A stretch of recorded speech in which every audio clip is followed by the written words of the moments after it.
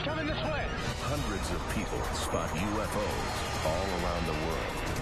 Please videotape this! Most can be explained and dismissed.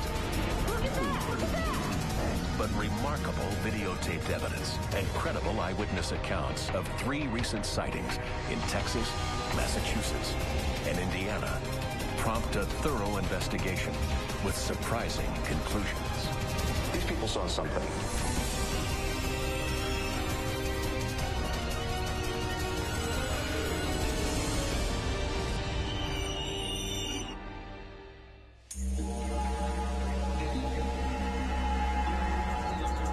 Stephenville, Texas, January 8th, 2008. Businessman and private pilot Steve Allen is just outside of town when he spots something curious in the sky.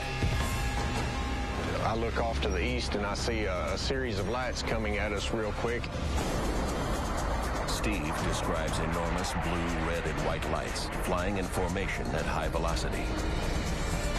The lights stop on a dime and hover over the nearby Erath County Courthouse. What was remarkable about the lights was they was all moving in unison. At the same time, 20 miles to the west in Dublin, Texas, Constable Leroy Gayton watches the unusual activity of the flying lights. They had to have been attached to something because it was like a school of fish. They all shot off at the same speed at the same time. Steve Allen sees the bizarre lights move in the shape of an arc, then align vertically. About 2 seconds later, they broke apart and had 2 sets of 7 lights flashing. Suddenly, the 2 separate sets of lights vanish in an instant.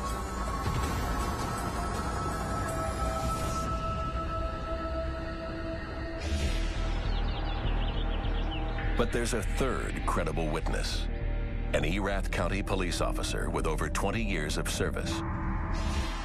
He asks that his identity not be revealed. I was traveling on Highway 377 south loop through Stephenville, and I noticed some movement in the sky near the Erath County Courthouse. He watches a large 8-sided object with bright blue lights hover above the courthouse. The officer estimates the UFO to be approximately 600 feet long and 400 feet wide. He attempts to lock his patrol car radar gun on the craft to track its speed. I reached up, hit the switch, and got a lock. For the radar gun to lock, the outgoing beam must hit a solid surface and be reflected back. To indicate a speed, the targeted object has to be moving. The rebound of the signal comes back into the unit off an object that I have pointed the radar at.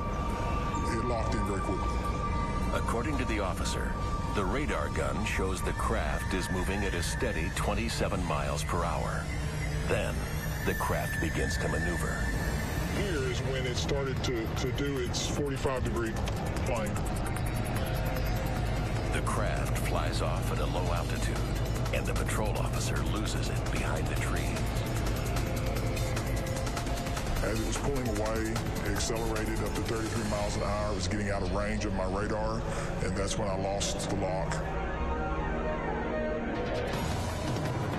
Back on the east side of Stephenville, Steve Allen watches a set of lights coming back across the sky from the other end of town, with 2 F-16s on its tail. They was definitely in pursuit. Same heading, same course as whatever the other craft was. I think it appeared like they was just trying to stay with it or catch it, but they wasn't having much luck. The next morning, Steve Allen calls Angela Joyner, a reporter at the local Stephenville newspaper. Steve Allen said there were 2 F-16s chasing this thing that came over him. So there was a lot of talk about the military traffic. I started calling around different bases, trying to find out something. Angela contacts the nearby Naval Air Station Joint Reserve Base at Fort Worth, formerly Carswell Air Force Base. She speaks with the base public affairs officer.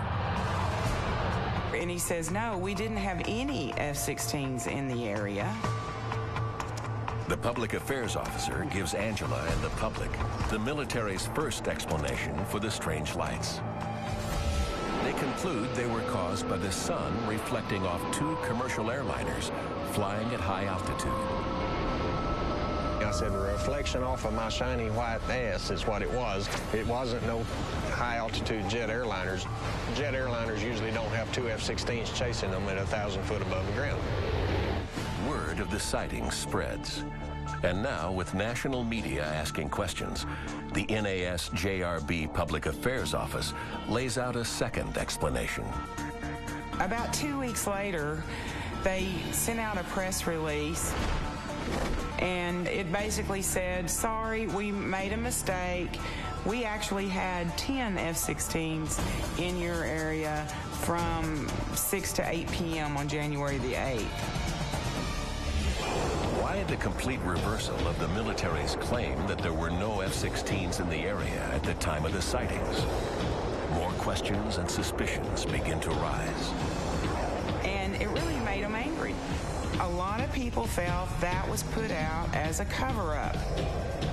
Did the witnesses in Erath County see just F-16s? The reflections of high-flying commercial airliners? Or something truly unexplained?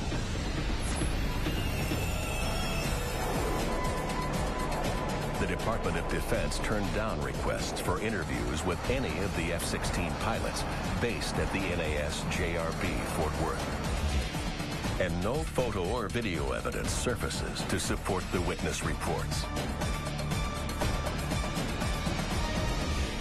But a month later, Constable Gayton gets his evidence. In February, he and his wife Wendy photographed a strange, bright light over Stephenville. It was about 9:30, 10. We were on the way home, and we saw the light in the sky. So I just kind of leaned over on the window and just started taking pictures. Wendy's photos are the first images of the type of lights witnesses had also seen racing over Erath County the previous month. I was amazed at what I saw. The colors of it, it was red and green and blue and white. The pictures were just amazing. Hours later that same night, Constable Gayton, patrolling Stephenville in his cruiser, also sees the light. He powers up his dashboard-mounted video camera and presses record. I don't know what it was. I don't know what it was attached to or what. On the video, I can't tell. In the weeks following the Texas sightings, a radar expert analyzes air traffic control radar data and finds something unusual.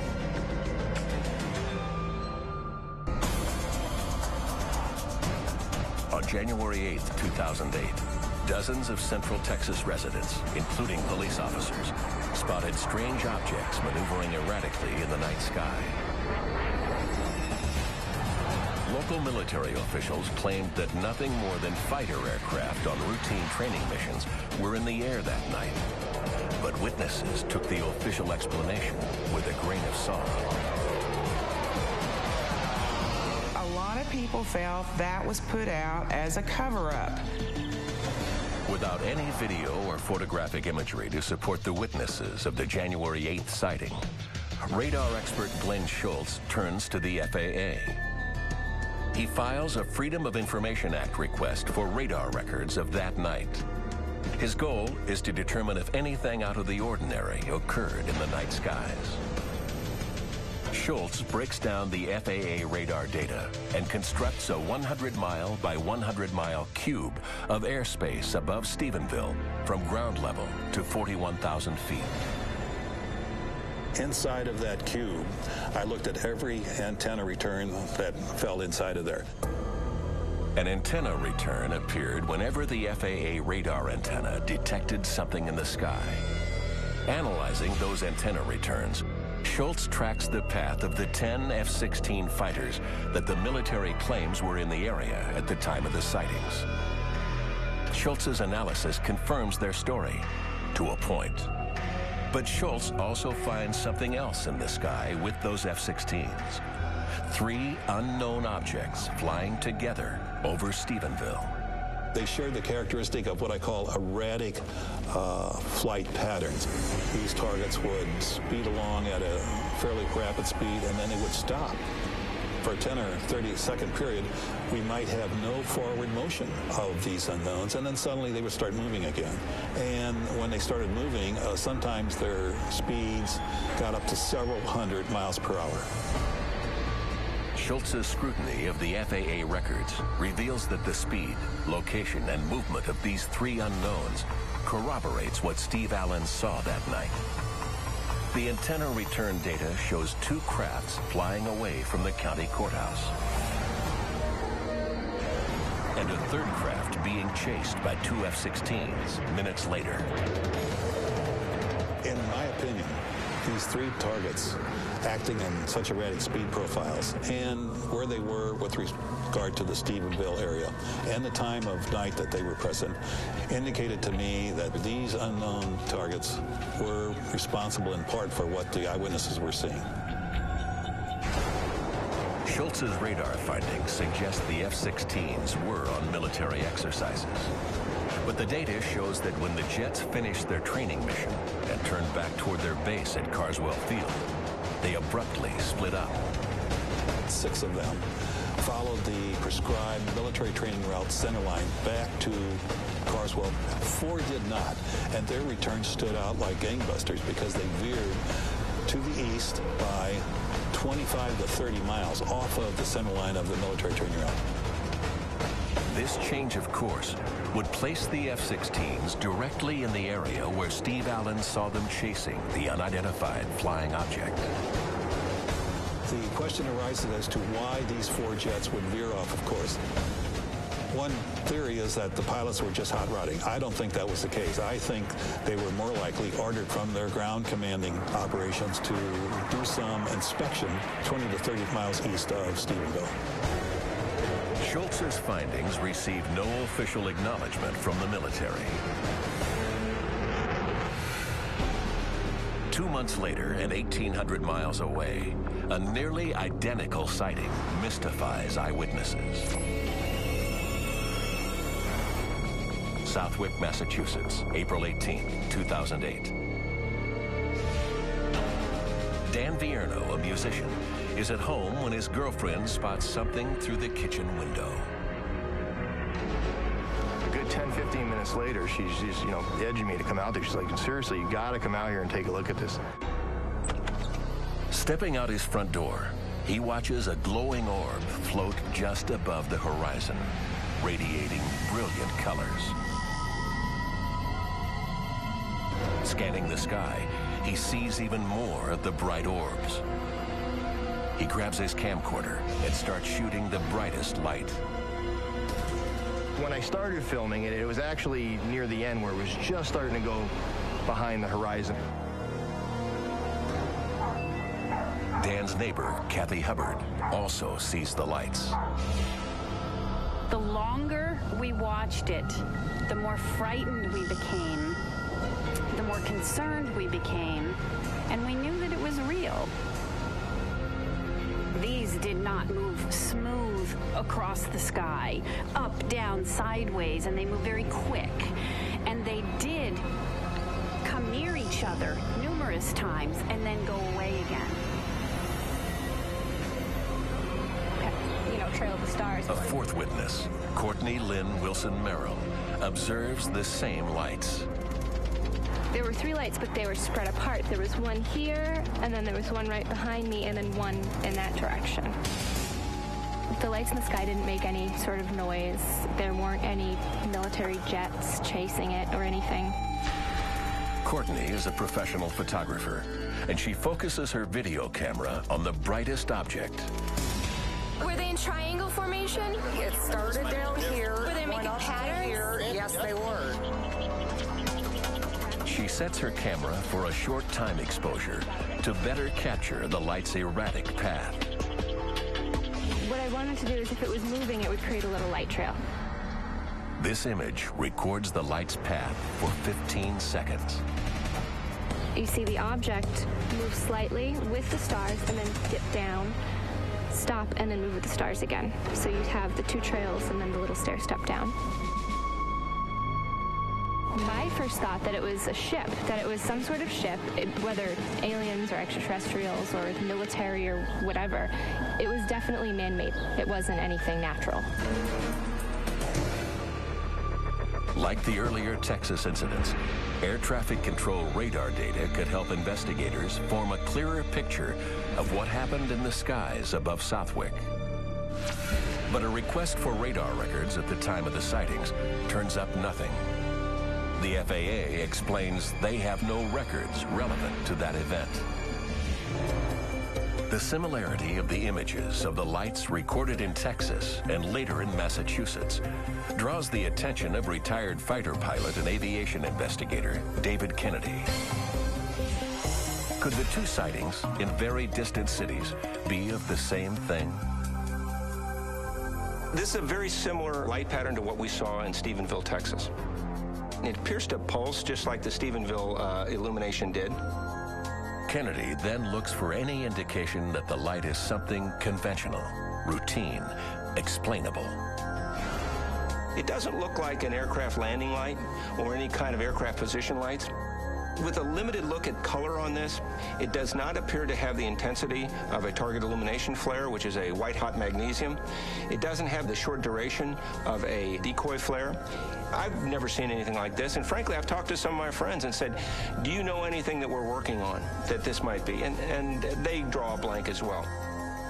Kennedy's analysis suggests the light spotted over Texas and the one seen in Massachusetts could be the same object. Then, reports of a third incredible sighting surface. 2 days earlier, April 16th, 2008, 800 miles west of Southwick in Kokomo, Indiana. Bright lights in the night sky, moving erratically. But this time, hundreds of people dial 911 after hearing a frightening sound.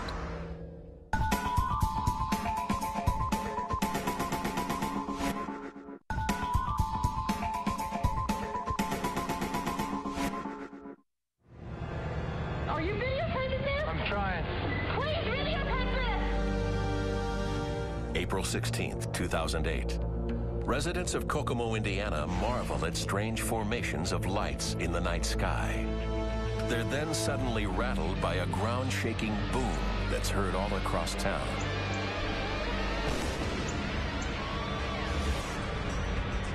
That night, Sergeant Richard Ferguson, a Howard County sheriff, is on duty near Kokomo. April 16th was not, it started out as a very normal, quiet day and turned into absolute chaos in a matter of minutes. You came right to our window. It's coming over the house right now, guys. It's coming this way. It was an absolute crazy night. 911. UFO's calling. I heard an explosion. Yeah. We've got officers trying to find it. Okay. Thank you. The Howard County 911 Emergency Call Center lights up with hundreds of calls. As I'm heading back toward town, we started getting more and more reports of this bright light in the sky and 4 other different colored lights around it. Kokomo residents armed with video cameras capture the mysterious images. You see it? Oh my gosh! What is that? Hank Bolger is a retired Howard County detective and an Air Force veteran. He's at home when he hears the boom and rushes outside. Bolger watches as 5 orange lights form a straight line, each light shifting to the left as a new one appears. These were just aligned in a row, and I couldn't see anything else around it. It didn't go up, it didn't go down, it was gone, just in a flash.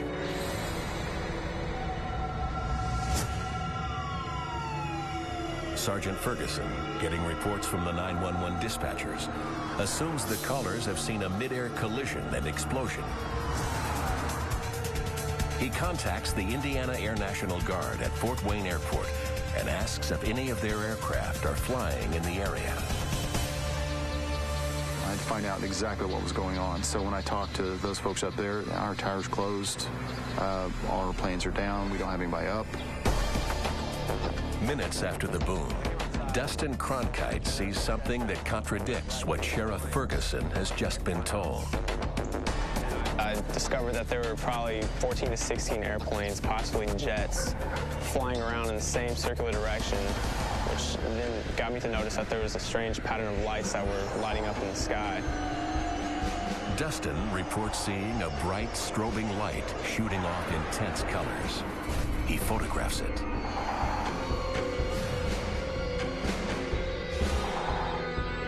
I noticed that a lot of the lights in the sky were banding off on my camera, and they're kind of doing like a rainbow pattern. It was just kind of all over my camera with all the red, the blues, the greens, and the purples, just all different kind of lights that you don't really see ordinarily at night in the sky. In one of his photos, Dustin captures lights in the shape of what he sees as a disc-shaped craft. It was almost as if it was like a circular structure that was stationary in the sky that I'd photographed. Seconds later, the craft disappears. The lights vanish, and the sky is quiet again. But what remains is a puzzling record of photos, video images, and plenty of witnesses who heard a thunderously loud boom.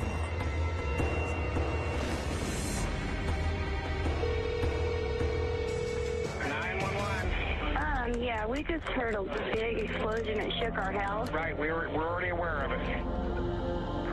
What could have generated a boom loud enough to shake roofs and rattle windows across several square miles?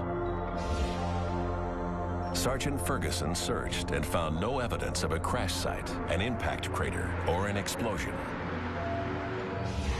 Perhaps the boom was caused by an aircraft flying supersonically and breaking the sound barrier.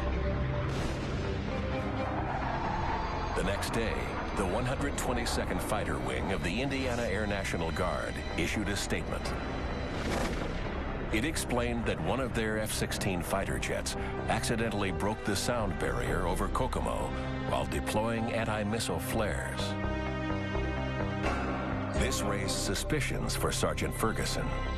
He recalled that immediately after the boom, he spoke with the 122nd Fighter Wing and was told all of their planes were on the ground. A follow-up request for further clarification from the Fighter Wing was denied by the Pentagon.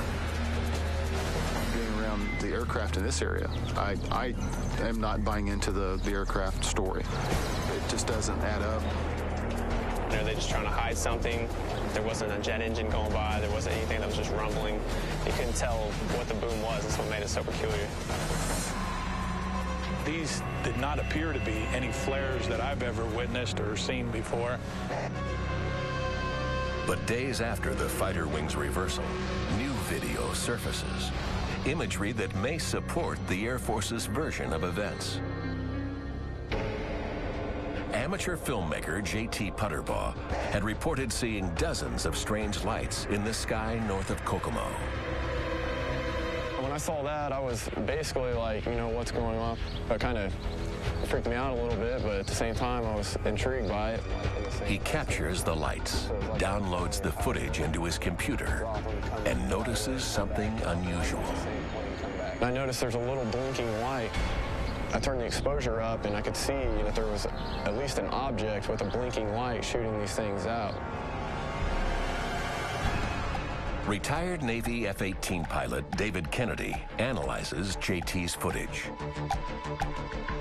What you're going to see is a classic example of an F-16 dispensing decoy flares in a sequence.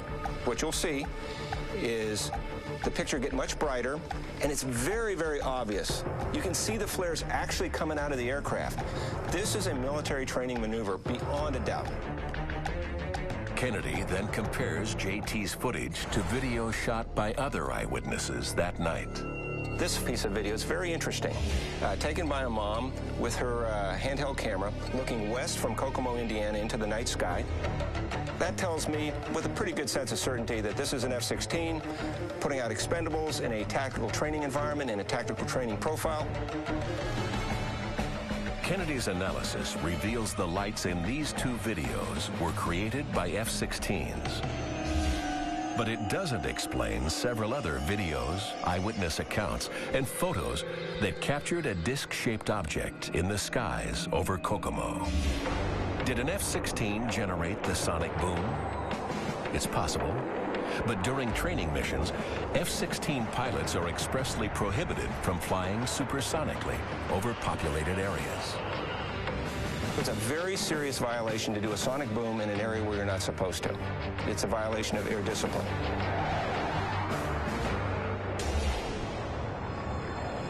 An aircraft flying supersonically, above 761 miles per hour, compresses the air around it so much it forms a shock wave. In addition to creating a loud boom, this shock wave can shake roofs, shatter windows, and damage structures. Coming up, a supersonic wind tunnel experiment leads one step closer to revealing what caused the boom over Kokomo.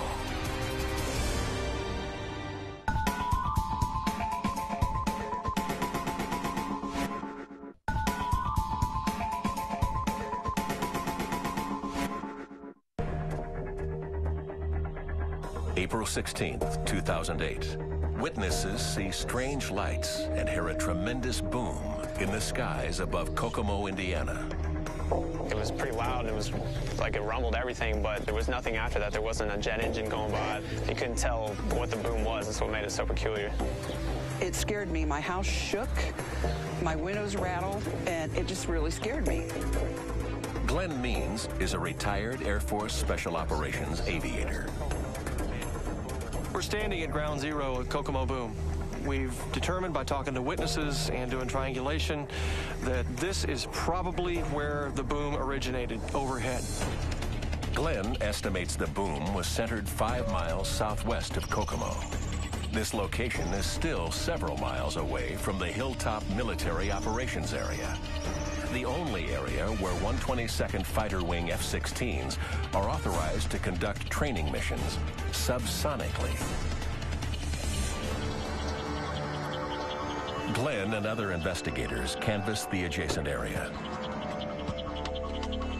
They speak with 33 residents living within a square mile of the boom's epicenter. Got some pictures up there. You just heard this huge boom, and you said you thought that a plane might have crashed? Right. Witness reports indicate the boom was several times louder than a normal F-16 sonic boom. An F-16 flying at Mach 1 would create a sonic boom around 140 decibels, about as loud as a gunshot at close range. But witness reports after the Kokomo boom describe a thunderous sound, so powerful it shakes roofs and almost breaks household windows. One witness claimed to have seen an F-16 in the sky at the time of the incident. But 9 of the witnesses claimed to have seen strange lights in the sky. Radar data obtained from the FAA shows several F-16s over Kokomo at the time of the boom. This data supports the military story. But the radar recordings also show an unidentified object flying in the airspace. This substantiates the eyewitness reports. Dustin Cronkite claims he saw several F-16s circling the disc-shaped craft just before it flew off at a high rate of speed and disappeared. This raises one key question. Did an F-16 produce the boom reported by witnesses and military officials? Or could it have been the disc-shaped craft Dustin reported seeing?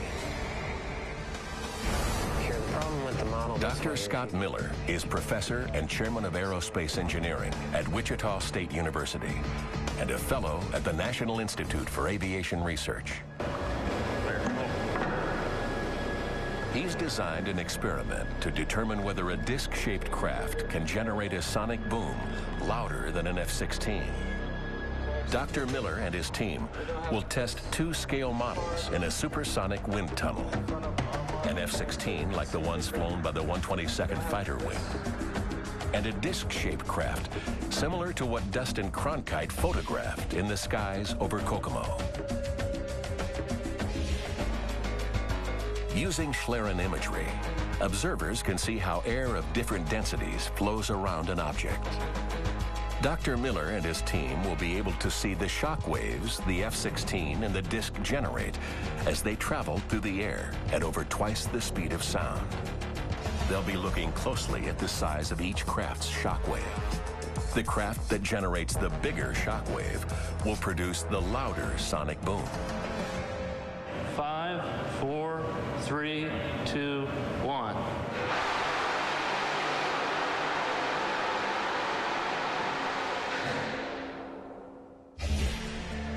Seen in this replay, the Schlerin imagery clearly captures the shock waves generated by the F-16 as it flies supersonically. Dr. Miller and his team review the results.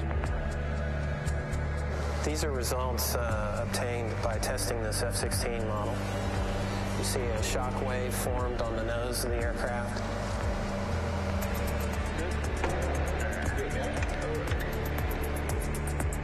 Now the disc. 5, 4, 3, 2, 1.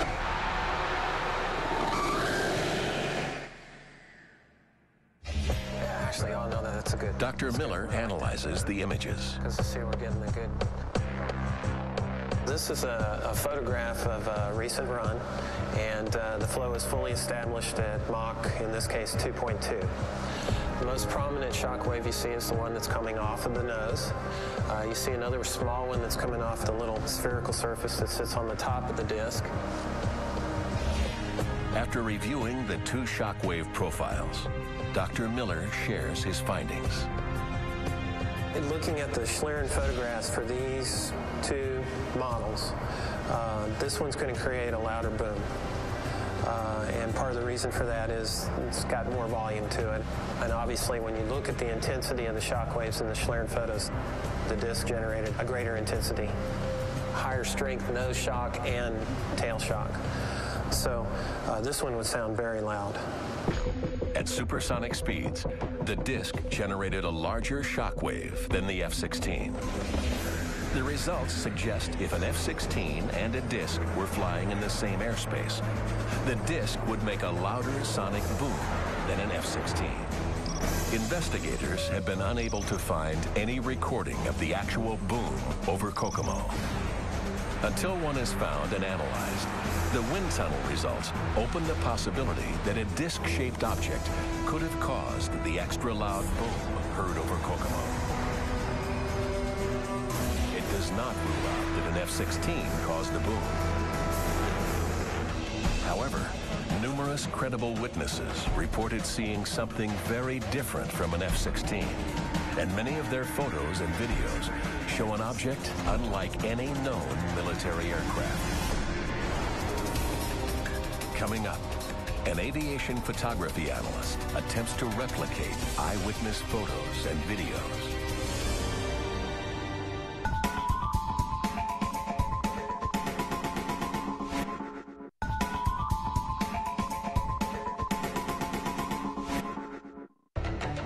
Early in 2008, strange flying lights and unknown craft mystified scores of witnesses in Texas, Massachusetts, and Indiana.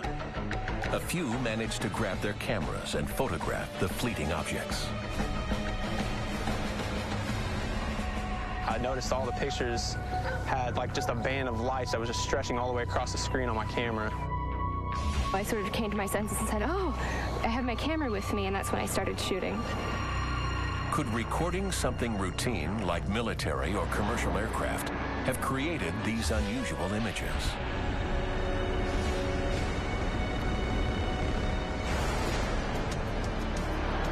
To answer that riddle, Craig Schmidtman, a professional aviation photographer, has devised a test.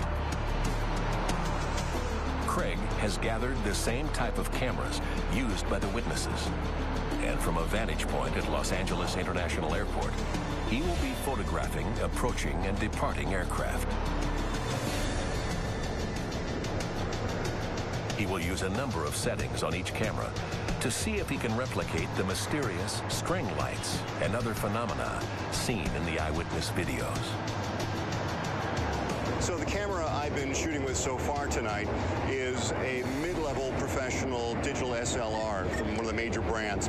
It's got 8 megapixel resolution, and from what we understand, it's almost identical in performance to the cameras used in Texas and Massachusetts.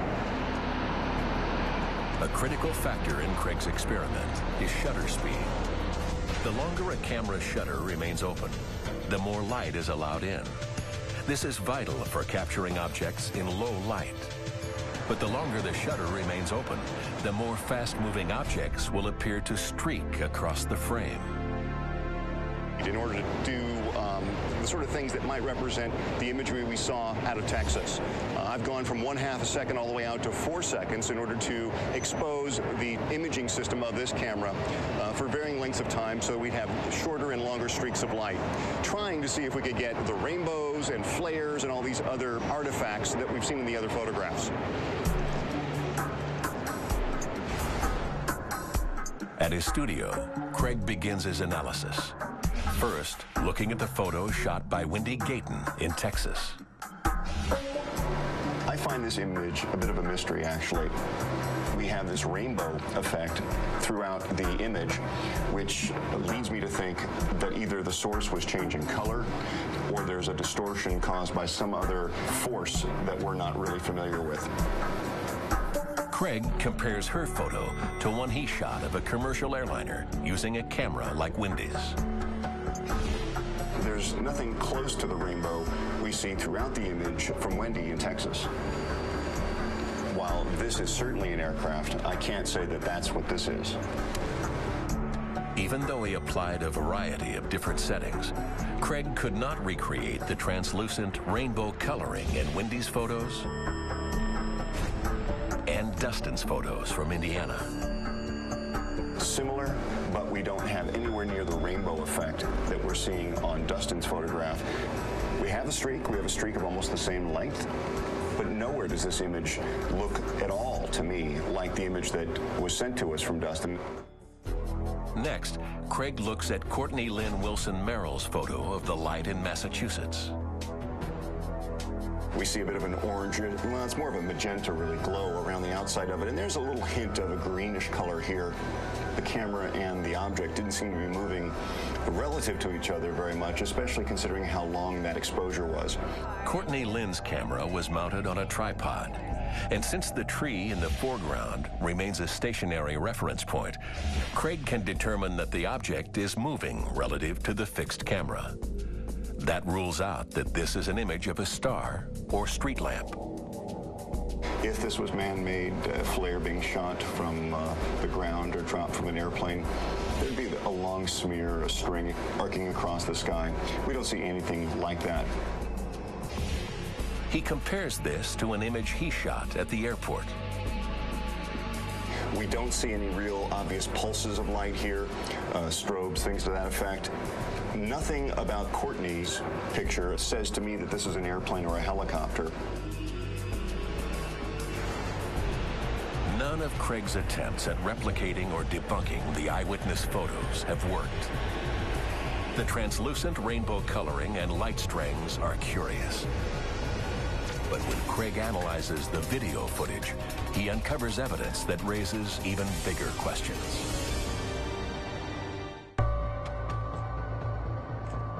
At Los Angeles International Airport, aviation photographer Craig Schmidtman attempts to replicate images of unidentified flying objects.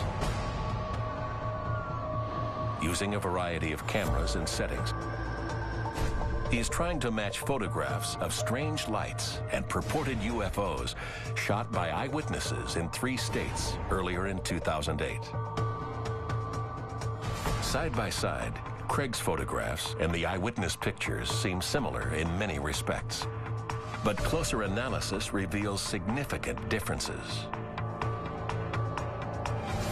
So if we then look at Wendy's image against the background or comparing it with the image that I took at LAX, We see that this picture is missing so many of the characteristics that are classic markers of an airplane or a helicopter. There's no strobe lights, there's no anti-collision beacon. If this thing is man-made, I don't know what kind of man-made object it is, but ultimately this is something that was flying above her head and behaving in a mysterious way, and it's still a mystery to me.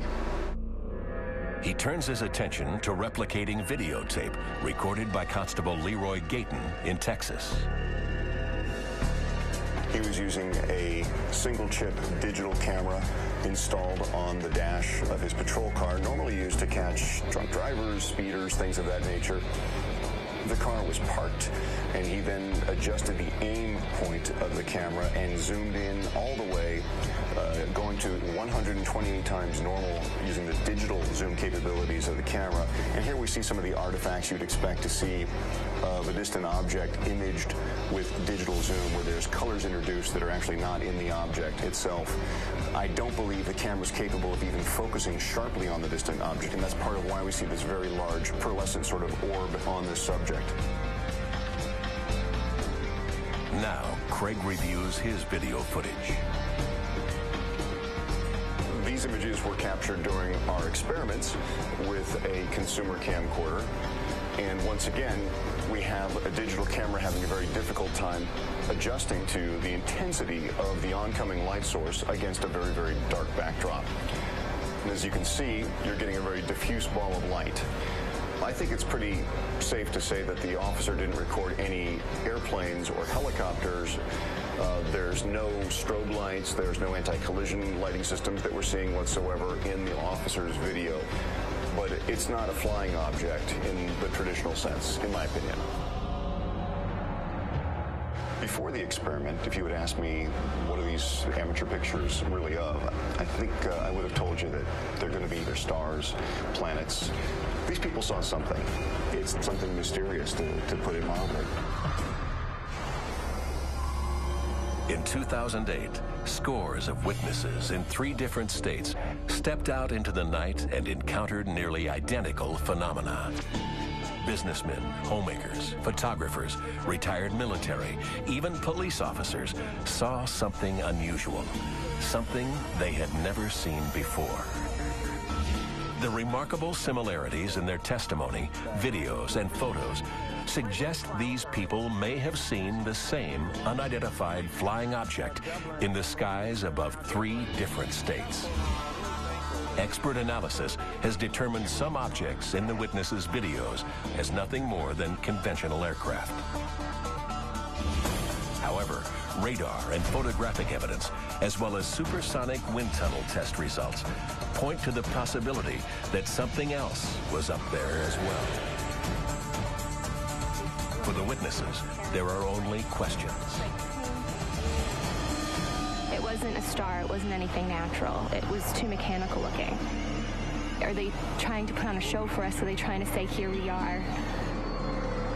My personal thought, it had to be something not from this planet.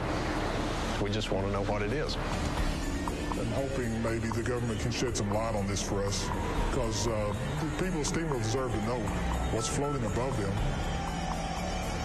You start to realize, geez, we're probably not really the only ones here on this earth, and who and what is that? Are they watching me just as I'm watching them? It really kind of scares you. It really does. We've always thought there's other people out in the universe. You'd have to be very narrow-minded not to think somebody's out there. But for the investigators, the search for answers continues.